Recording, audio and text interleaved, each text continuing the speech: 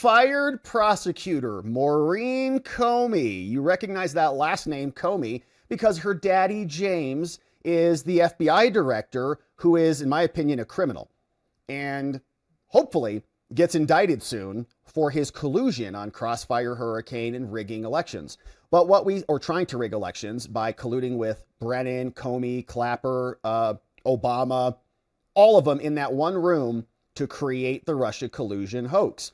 Well, of course we know Maurene Comey because we've covered a lot of her cases here, including some of the Diddy trial. She definitely handled the Jeffrey Epstein case, and she also handled the Ghislaine Maxwell case. All of those were kind of honeypot entrapment schemes, and she did a terrible job on all of them, okay? And so now she got fired from the Southern District of New York, and she is suing everybody in what might be one of the most pathetic lawsuits we've seen from a prosecutor here, but they're all big babies, so it's hard to really parse through them. But here is what they write. Now, we'll read through this because it's pretty funny. She's like walking us through her firing, and she's going to explain how awesome she is and how the DOJ thought she was great, and they gave her all these stickers. She has them on her refrigerator. Her mom says she's the best prosecutor ever.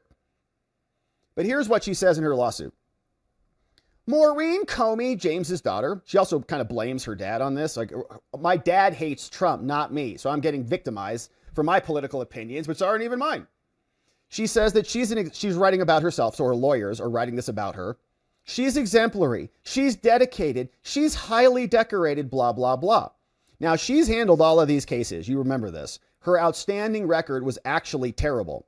Sean Diddy Combs, she got a split verdict on that, like didn't even get the big charges. And we know that case was a stretch. I mean, not to say that what he did was not, was, I think, immoral and, disgusting and all those things. But they charged it as a RICO so that they could bring in these other cases and then have this ongoing conspiracy so that the last offense could be kind of bundled in with the earliest offense. I mean, the whole thing was ridiculous. And of course, she basically lost that. Also, she handled Robert Haddon, Jeffrey Epstein, which the indictment for that was like 90 minutes. Okay, we read through the documents here a couple weeks ago. 90 minutes.